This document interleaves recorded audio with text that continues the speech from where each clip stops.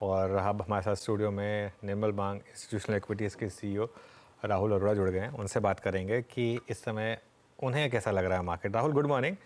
ये क्या डर लग रहा है मार्केट को? क्या ये वाकई में इलेक्शन अनसर्टेनिटी है या फिर वो जो कुछ इंडिया फंड्स को लेकर कहा जा रहा है कि कुछ 2 फंड्स जो बंद हुए हैं उनका इम्पैक्ट है, एफआई सेलिंग का इम्पैक्ट है? और किस तरीके से अप्रोच करेंगे आप इस मार्केट को? Good morning Anuj, thank you for having me on the show. तो आई थिंक ऑब्वियसली क्या ये बाज़ार इलेक्शन की वजह से नर्वस है वो तो मुझे इतना पता नहीं, बट येस एक तरह का कंसेंसस था कि एक आउटकम हो सकता है रिज़ल्ट का। तो ऑब्वियसली अगर वो रिज़ल्ट नहीं आए तो वो एक मार्केट रिस्क है। दूसरा, आई थिंक अनुज, अर्निंग सीजन इतना कुछ खास रहा नहीं है, इतना कुछ बुरा भी नहीं रहा है, पर ऐसा कुछ नहीं है कि इतने शार्प अर्निंग्स अपग्रेड्स की बात की जा रही है मार्केट में। तो उस हिसाब से अगर आप देखें Anuj, most stocks at least in our coverage universe were trading at about half to 1.5 times standard deviation above 5 and 10 year mean coming in to the earning season. तो वैल्यूएशंस ऐसे कुछ खास चीप नहीं थे। और मैं आपको एक उदाहरण के तौर पे दे देता हूँ, एशियन पेंट्स या डी मार्ट या बजाज फाइनेंस, ये कुछ ऐसे स्टॉक्स हैं। मैं इनका जिक्र इसलिए कर रहा हूँ क्योंकि ये बहुत प्रीमियम पे ट्रेड करते हैं इनके वैल्यूएशंस, तो मार्जिन फॉर एरर बहुत कम होता है। तो ऑब्वियसली हाँ जी, पर मैं यही कहने का तात्पर्य है कि there is no room for error. So anything that is not good will be sold into. अभी 75% of the market is banks, IT, FMCG and Reliance, right? तो अगर आप पूरे मार्केट को अपग्रेड करना चाह रहे हैं तो इनमें सबसे ज़्यादा अपग्रेड्स होना ज़रूरी है। और IT में आपने देख लिया है किस तरह का रिजल्ट सीजन रहा है। ईपैम के रिजल्ट्स भी कल रात को आए थे, यूएस में स्टॉक काफ़ी गिर चुका था। तो I think most people are cutting guidance. Banks में it has not been a consistent, और ऑब्वियसली अनुज आप you know I am sure you are on top of it, जिस तरह के रेगुलेशंस आ रहे हैं, नॉट जस्ट बैंक्स, एफएसआई में भी, यू नो गोल्ड लोन्स में भी, another in terms of increasing provision. तो एक तरह की अनसर्टेनिटी रही है। Obviously the biggest risk is the election result. अगर वो नहीं आया जो बाजार एक्सपेक्ट कर रहा है, फिर एक नेगेटिव आउटकम हो सकता है। But I would say that even then Anuj, हम मार्केट में 20-25 साल से हैं, हम we buy companies, we buy growth, we buy earnings, right? तो जिस तरह की कमेंट्री कंज्यूमर कंपनी से आ रही है, एक तरह से आई बीन समवॉट हार्टेंड कि थोड़ा रूरल साइड में रिकवरी देखने को मिल रही है। अब कहाँ तक पता नहीं, क्योंकि स्टॉक्स जिस तरह से भागे हैं। But would I be a buyer in this dip? I would be Anuj. Okay, इतने सारे हमने एग्जांपल्स लिए, एक एग्जांपल मैं आपके साथ डिस्कस करना चाहूँगा। एसबीआई, कल नंबर्स आए, मैनेजमेंट की कमेंट्री आई, ऑल टाइम हाई पर ये स्टॉक ट्रेड कर रहा है इस समय। एक डिबेट चल रही है कि एसबीआई को क्या वैल्यूएशन मिलना चाहिए इस समय। यहाँ पर आपका एसबीआई पर इन पर्टिकुलर क्या व्यू है? अनुज, अगर आप if you take out our chats over the last many months, मैं 500 रुपए से बोल रहा हूँ कि SBI should be a doubler from here. आज भी मेरा टारगेट 1000 है, तो ये मुझे लगता है हो जाएगा। 500 से 800 की जर्नी हो चुकी है। देखिए अनुज, जब हम हाथी की बात करते हैं ना, तो एसबीआई एक हाथी है। अगर ये हाथी आपको 15% का ग्रोथ दे रहा है, राइट, और ये मैच्योर बिजनेस है अनुज, लीवर आपको 15% का ग्रोथ नहीं दे रहा, इन्फोसिस आपको 15% का ग्रोथ नहीं दे रहा, आप कोई भी इंडस्ट्री का उठा के देख लीजिए, फार्मा में ये 15% का ग्रोथ दे रहा है। हाउसिंग में, ऑटो में देख लीजिए, ऑटो के नंबर्स भी अच्छे ठीक ठाक आए हैं। Auto with in SBI has grown by 25% plus, housing has grown by 20%, ROA 18% का है, ग्रॉस एनपीए आपके 18 बेसिस पॉइंट क्वार्टरली कम हुए हैं, लेकिन वैल्यूएशन अभी भी डिस्काउंट पे चल रहा है। ICICI bank is going at about 2.6 times, ये जा रहा है 1.4 पे, तो नियरली हाफ। अब इसको क्या वैल्यूएशन दे सकते हैं is up for debate, but ठीक है, आप आईसीआईसीआई के मुकाबले डिस्काउंट देना चाह रहे हैं। आई don't think personally Anuj the discount should be more than 33%। आप 1/3 का डिस्काउंट दे दीजिए, तो अब आप तय कर लीजिए कि ये हाफ पे ट्रेड कर रहा है। This stock could easily, if it doesn't disappoint from here, could even be 1500 for a year और 2 years फ्रॉम नाउ। मेरा कन्विक्शन 500 से रहा है, हमारा प्रिंटेड टारगेट 1000 है, तो मैं आपको फिलहाल तो 1000 का ही बोलूंगा। लेकिन 18% की आरओई बिजनेस को अगर आप 1.3 1.4 टाइम दे रहे हैं, तो कहीं मार्केट इसको मिसप्राइस कर रहा है। आप asset quality, growth, Anuj margins 8 basis point से एक्सपैंड हुए हैं quarter on quarter, net interest margins. तो I don't see, only problem Anuj इसके कल निफ्टी इस तरह गिर गया था। अगर माहौल कल अलग होता, हम इंटरनली डिस्कस कर रहे थे, SBI could have been up 5 to 10% yesterday. कल बात मैंने भी बोली थी ये कि अगर कल पिछले क्वार्टर वाला मार्केट होता तो शायद 900 रुपये कल ही हो जाता है। एग्जैक्टली, आई मीन 350-400 पॉइंट आपका निफ्टी नीचे था कल और SBI आई थिंक 1.5-2% ऊपर था।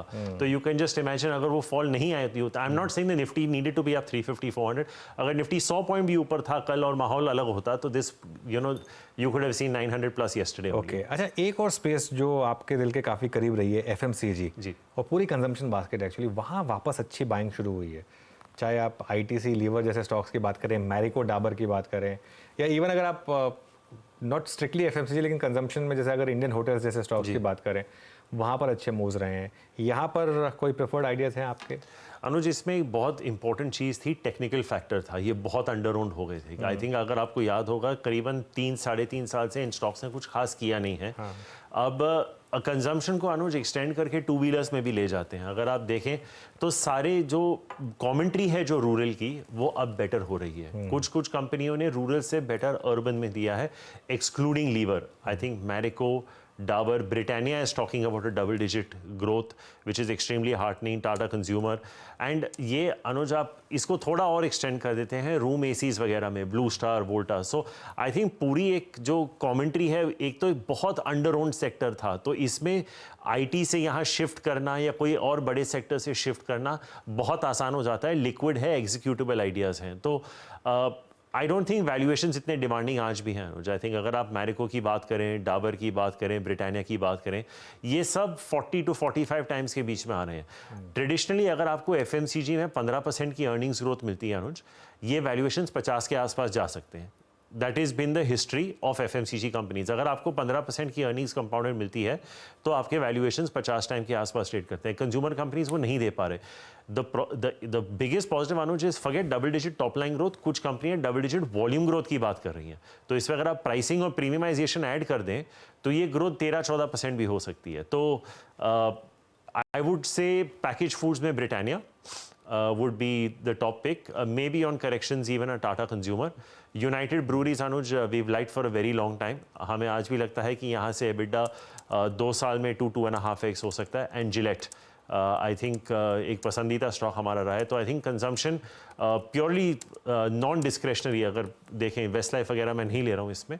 These would be some of our top 3-4 ideas at this point. Veeru?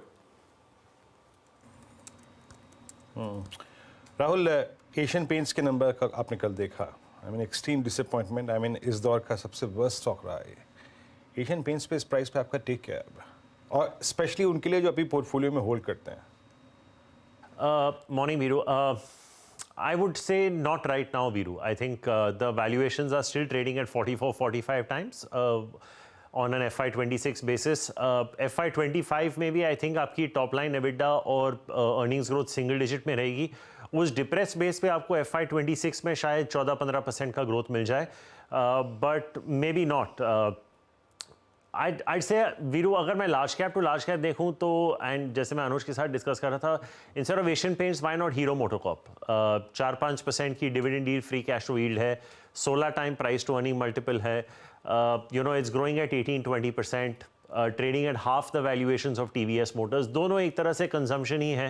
तो Asian Paints, like I said, I think it's going to be a single digit year this year, and the FY26 is going to look like a double digit on a depressed base. So इतनी कोई जल्दी नहीं है इस stock को खरीदने के लिए। आई थिंक ये स्टॉक अगर मुझे 22-2300 के आसपास मिल जाता है तो I can certainly take a look at it. Okay, अच्छा, अभी एशियन पेंट्स के कंपैरिजन में आपने हीरो मोटोकॉर्प, TVS का जिक्र किया राहुल। आते हैं एग्जैक्टली ऑटो सेगमेंट में ही। ये टू व्हीलर्स पे आपने अपना व्यू किया।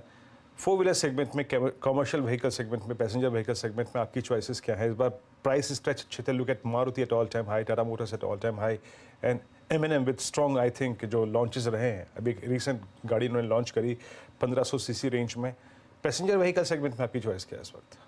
So it has been a dream run, right Veeru? I think ये पूरे सेक्टर के लिए इतना बेहतरीन समय रहा है, पूरे ऑटो सेक्टर के लिए। और जैसे मैं अभी अनुज के साथ चर्चा कर रहा था, अगर रूरल साइड रिकवर कर जाती है तो I think it could be potentially beneficial for the tractors. I think जो अभी आंकड़े आ रहे हैं स्काईमेट या IMD से भी कि मानसून नॉर्मल टू अब नॉर्मल हो सकता है, तो this could be very beneficial for commercial vehicle and tractors.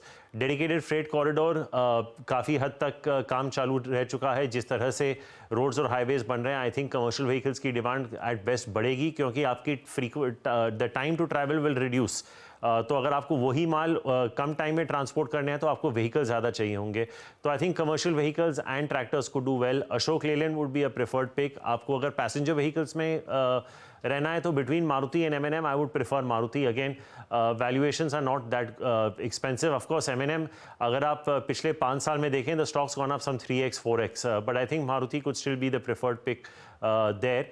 And I think if you're looking to play tractors, then you probably play it as a blend with M&M. तो अगर आप portfolio बना रहे हैं तो I think Maruti, M&M, Ashok Leyland and may be a Hero, these would be, and then फिर आप ancillaries में भी जा सकते हैं, but this would broadly be the way I would play autos as a portfolio.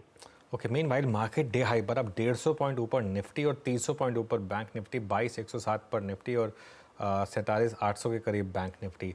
अच्छा राहुल, एक व्यू मुझे चाहिए था आपका, कोटक बैंक पर आपका कोई व्यू है क्या, कंसिडरिंग इतना सब कुछ जो हुआ है पिछले 1 महीने में, उसके बाद एक ऐसा स्टॉक जिसने शायद वैल्यूएशन में HDFC बैंक के ऊपर भी प्रीमियम कमांड किया है हिस्टोरिकली, यहाँ पर अब क्या व्यू बन रहा है आपका?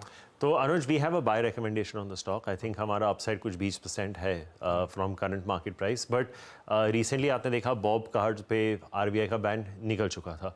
अब जनरली आप हिस्टोरिकली देखें तो अनुज 5 से 12 महीने रखते हैं ये बैन्स मोटा मोटी लिफ्ट होने में। उससे भी जल्दी कर लिया। हाँ जी, तो आई थिंक जिस तरह की फ्रेंचाइज कोटक की है, should you buy it today? I'm not sure. Will this generate wealth over a period of time? That I am sure. I don't know when to time it. बहुत समय बाद कोटक के बाद इस नाम के इर्द गिर्द इतना नेगेटिव न्यूज़ फ्लो रहा है। ऑब्वियसली कुछ लोग हैं जो निकल के और चर्चित हैं कि कुछ मिड कैप बैंक्स में कुछ लीडरशिप रोल्स की चेंजेस की भी बात हो रही है। But I personally think Anuj, asset quality is pristine. There is no concern on credit growth in the company. एक ही है कि ये इसके चलते वैल्यूएशंस का क्या हो सकता है, क्योंकि बॉब और HDFC bank went sideways for a very long time after this happened. But I think Anuj, may be after another quarter you could look to buy it. My sense is अगर आपको banks में अभी निवेश करना ही है तो जहां मुझे वैल्यूएशन कंफर्ट दिख रहा है वो है IndusInd bank large cap space में, स्टेट बैंक ऑफ इंडिया, और अगर आपको मिड कैप्स खेलना है तो आप फेडरल बैंक खेल लीजिए। I don't think there is a compulsion to be buying Kotak Mahindra Bank today, but yes, I think a quarter down the line, certainly. कुछ डार्क हॉर्सेस लास्ट हमारी जो कन्वर्सेशन हुई थी उसमें जैसे जोमेटो निकल कर आया था जी, ऐसे कुछ 2-3 स्टॉक्स जो आपके रेडार पर हैं जो आपको लग रहा है कि आगे जाके डार्क हॉर्स बन सकते हैं?